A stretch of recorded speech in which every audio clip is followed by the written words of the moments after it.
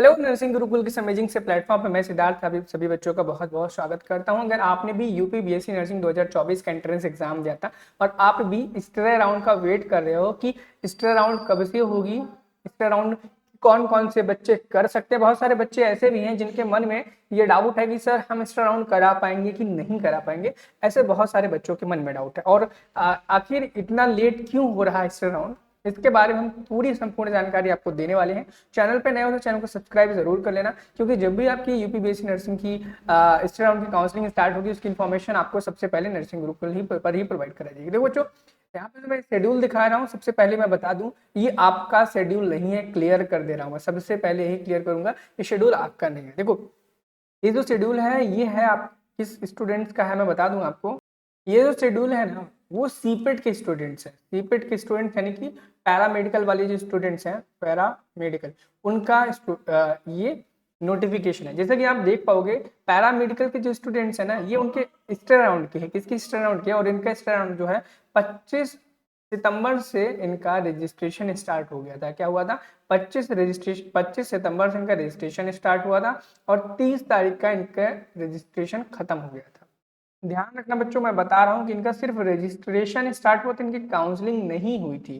क्या? इनकी काउंसलिंग नहीं हुई थी। लेकिन अगर हम बात करें reporting of registered candidates at a counselling venue for document verification and seat allotment as per the following schedule based on open rank, यानी कि जब बच्चों ने अपना क्या किया था, रजिस्ट्रेशन का फॉर्म फिल कर लिया था, उनको ऑफलाइन बुलाया गया था सीट अलॉट करने के लिए कैटेगरी वाइज। याद रखना, बुलाया गया था नहीं, बुलाया गया है 4 अक्टूबर को 2024 दिन फ्राइडे, यानी कि कल, आज 3 अक्टूबर है और कल है 4 अक्टूबर।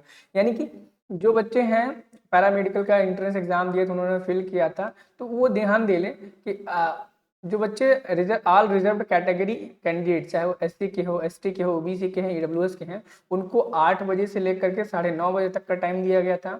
ठीक है, और देखो टाइम वाइम ये बात की बात है, हमारा सबसे मेन मुद्दा यहाँ पे रहेगा डेट, 4 तारीख को। आप देख सकते हो रजिस्ट्रेशन के बाद यहाँ पर ऑफलाइन भी बच्चों को बुलाया गया है। अगर ऑफलाइन बुलाया गया है तो ऑफलाइन बुलाने पर वहाँ पर जो यूनिवर्सिटी के जो स्टाफ हैं, कौन? यूनिवर्सिटी के स्टाफ हैं, ठीक है, वो सारे के सारे वहाँ जाएंगे और जो भी जितने कॉलेज हैं जिनमें एडमिशन्स होने हैं, वहाँ के जो चीफ्स हैं, ठीक है, चीफ्स हैं या प्रोफेसर्स हैं, डीन हैं, जितने भी प्रिंसिपल हैं, वो सारे के सारे वहाँ पर इस एड्रेस पे जाएंगे। ये चीज़ आपको क्लियर होगी।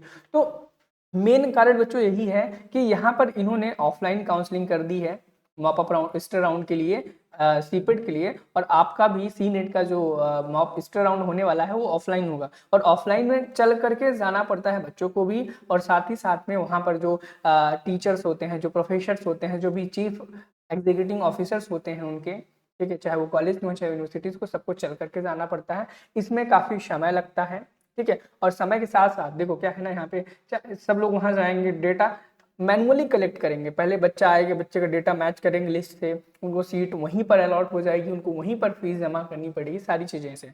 तो इस चीज़ में ना काफ़ी हैक्टिक प्रोसेस है ये, ठीक है। ऑफलाइन कराना काफ़ी हैक्टिक प्रोसेस रहता है, इवन ऑनलाइन बहुत ज़्यादा आसान रहता है एज कम्पेयर टू ऑफलाइन। तो मेन कारण यही है कि जब तक सीपेट वालों का काउंसलिंग समाप्त नहीं हो जाएगी, जैसे कि 4 तारीख यानी कि कल इनकी काउंसलिंग वाली जो अलॉटमेंट का डेट है, कल है, क्या है, 4 अक्टूबर को है, आज 3 अक्टूबर है, तो 4 अक्टूबर को ये बच्चे अपनी काउंसलिंग करा लेंगे और इनका अलॉटमेंट भी कल ही मिल जाएगा इनको, और ये 5 तारीख से अपना कॉलेज ज्वाइन कर पाएंगे, क्योंकि अब ज़्यादा देर नहीं कर सकते, कॉलेज स्टार्ट हो चुके हैं, पहले ही उनके कोर्स आगे बढ़ चुके हैं, तो बच्चे 5 तारीख से स्टार्ट कर देंगे अपना कॉलेज आना, ठीक है।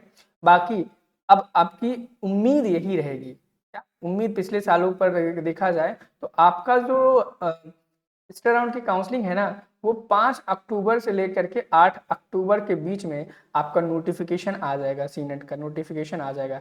अब हम बात कर लेते हैं कि कौन कौन से बच्चे स्टे राउंड में पार्टिसिपेट कर पाएंगे। याद रखना, मैं बात कर रहा हूँ कि वो कौन कौन से बच्चे हैं जो स्टे राउंड में पार्टिसिपेट कर सकते हैं, और उनके बारे में बात करेंगे, ऐसे कौन कौन से बच्चे हैं जो पार्टिसिपेट नहीं कर सकते। देखो यहाँ पे लिखा है एलिजिबिलिटी फॉर स्टे राउंड, ठीक है।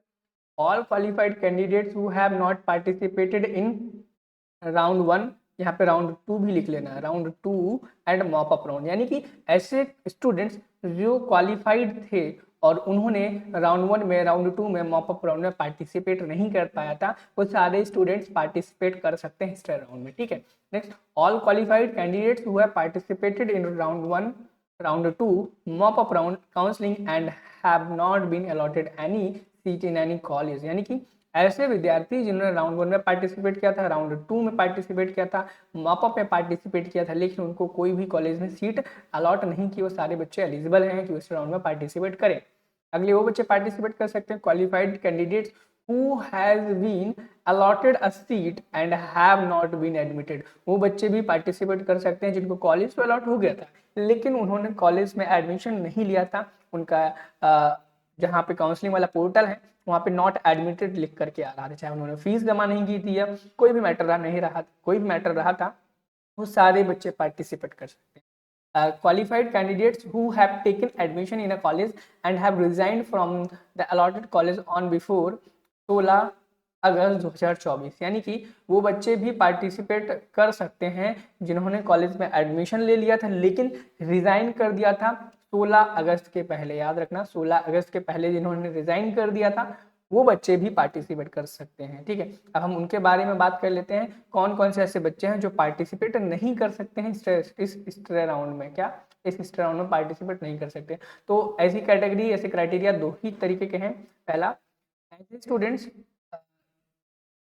who have been allotted a seat have been admitted by a college। यानी कि ऐसे स्टूडेंट जिनको सीट अलॉट हो गई है और उन्होंने कॉलेज में एडमिशन ले लिया है और वो पढ़ाई कर रहे हैं, वो बच्चे अब अपने कॉलेज को छोड़ करके यहाँ पर दोबारा इस राउंड में पार्टिसिपेट नहीं करा सकते, भले उनको कॉलेज पसंद नहीं हो, कुछ भी रीजन हो, आप दोबारा काउंसलिंग नहीं करा सकते। ठीक है, candidates who have been admitted by allotted college and resigned after 16/8/24।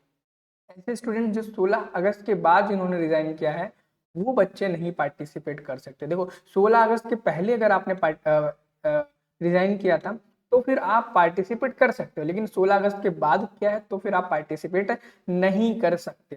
ठीक है, अब हम बात करेंगे कितनी, देखो सबसे पहले हम बात करने वाले हैं कि भाई देखो गवर्नमेंट में कितनी सीटें बची होंगी लगभग इस राउंड के लिए और प्राइवेट में। गवर्नमेंट में बात करूं 70 से 80 सीटों के आसपास इस राउंड में फिल किया जाएगा।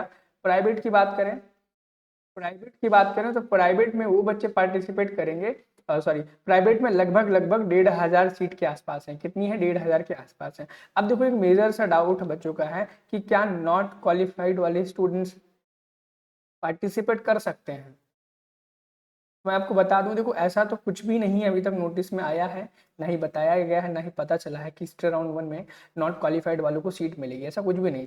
इस तरह मैंने यहाँ पे देखो आपको दिखाया था, वही बच्चे पार्टिसिपेट कर सकते हैं जो क्वालिफाइड है। हर जगह क्वालिफाइड लिखा है, हर जगह क्वालिफाइड लिखा है, नॉट क्वालिफाइड वालों बच्चों का कहीं भी कुछ नाम निशान नहीं दिए गए। और एक दूसरी चीज़ ये देख लो बच्चों कि यहाँ पर अगर बुलाया भी गया है तो उन बच्चों को बुलाया गया है जिनकी ओपन रैंक 1 से लेकर के 4,000 हो। ठीक है, और या फिर ऐसे बच्चों को बुलाया गया जिनकी रैंक 4,000 से लेकर के 8,347। तो आप मान के चलो कि अगर आपकी रैंक अगर लगभग 15,000 के आसपास है, कितना है? 15,000 के आसपास है, तो ही आपको चांसेस है कॉलेज में एडमिशन मिलने के। लेकिन अगर इससे कम है तो फिर बहुत कम चांसेस आप एडमिशन मिलने के, चाहे वो प्राइवेट की बात करें चाहे वो गवर्नमेंट की बात करें। ठीक है, मुझे लगता है मैंने सारे डाउट आपके क्लियर किए होंगे। इनकेस किसको मिलेगा कॉलेज, भाई बता दूं, हिस्ट्री राउंड जो हो रहा है ना, हिस्ट्री राउंड फर्स्ट वाला होगा जो, इसमें सिर्फ उन्हीं बच्चों को मिलेगा जो बच्चे क्वालिफाइड है, याद रखना।